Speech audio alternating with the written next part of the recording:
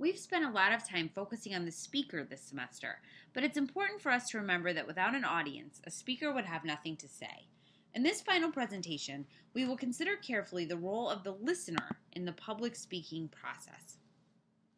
Listening deserves our careful consideration because good listening has many benefits.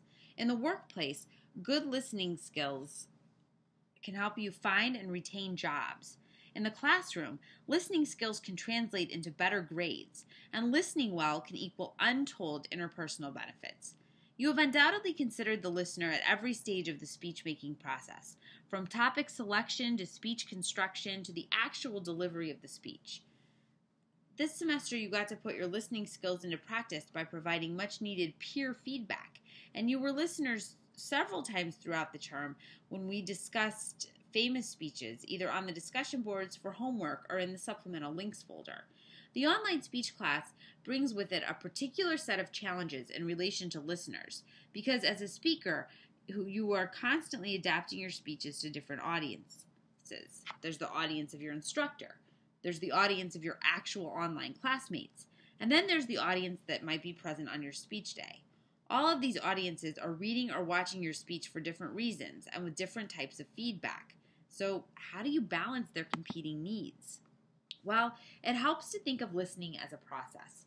First, you need to know that there are many different types of listening. It's not all about hearing the information and retaining the content. Hearing is different than listening because hearing is an automatic, involuntary process. But listening is discriminative, meaning we don't just hear sounds, we hear spoken communication. Comprehensive listening is voluntary because you have to make the choice to listen attentively. Empathic listening is the phase of listening in which we avoid judging the speaker, instead letting them be heard and trying to see things from their point of view. It's sometimes hard to be an empathic listener when the speaker is talking about a topic we feel very strongly about. It can be almost impossible to suspend judgment in these cases, and we often miss out on hearing all of the speaker's message because we're too busy formulating arguments in our heads to counter theirs. Appreciative listening happens when we listen for pleasure and enjoy the beauty of the message. If you use language effectively, like we discussed in the previous presentation, it's possible that your audience listens this way. You may have listened to Ronald Reagan's Challenger address in your life, and you probably listened appreciatively to a speech like this.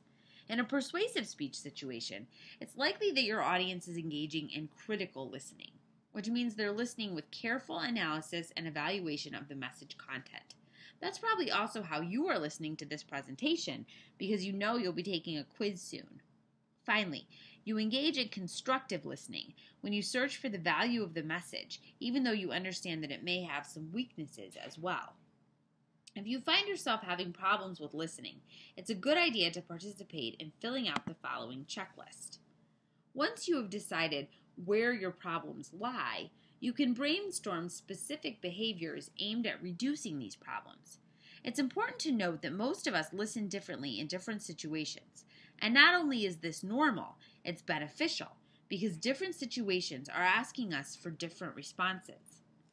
As consumers of information in our culture, it's essential that you develop critical listening skills. This will help you make more informed choices as a citizen, a friend, a spouse, a parent, a worker, and a student. Here are some ingredients of critical listening. First, we need to evaluate evidence and information. Between the internet, cable TV, satellite radio, and updates from our smartphones, we're inundated with information in ways previous generations never has been. It really is important that we sift through all of this information so that we can find the important parts.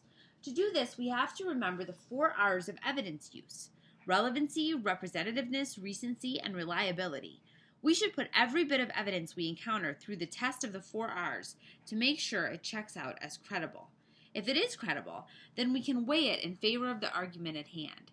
If it's not credible, not only will we dismiss it in terms of the argument, but we might also render a poor judgment of the speaker. We need to listen to make sure the speaker separates facts, opinions, and assumptions. If we see these 3 categories collapsing, we know not to fully trust the speaker's argument. We also need to avoid what the book calls the echo chamber effect, where an unconfirmed rumor takes on a life of its own. This happens all the time thanks to social media outlets and the prevalence of blogs. While Twitter can be a source of breaking news, it can also be a rumor mill. When we hear information, we have to always ask ourselves if it comes from a reliable source. More than that, we need to know if the source is qualified to speak on the topic at hand. Miley Cyrus might be able to tell us something about being a Disney star, but do we really want to hear what she thinks about foreign policy? As critical listeners, we also need to analyze language use. This makes sense because we spend a lot of our time as speakers worrying about the exact language we use. It's good to know that as listeners, we're supposed to be concerned with it too. Not only should we pay attention to language, but we should also pay attention to the kinds of rhetorical strategies speakers use. Does the reasoning in the speech make good sense? By focusing their speech on specific things, what other specific things does the speaker want us to ignore? Why is the speaker using so many appeals to emotion?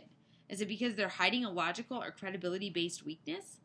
What about a speaker who ignores emotion entirely? Are they really painting an accurate picture of a situation? Finally, to conclude our discussion of listening, it's important to think about the kind of listening you do when you evaluate speeches. You are, of course, listening for both substance and style.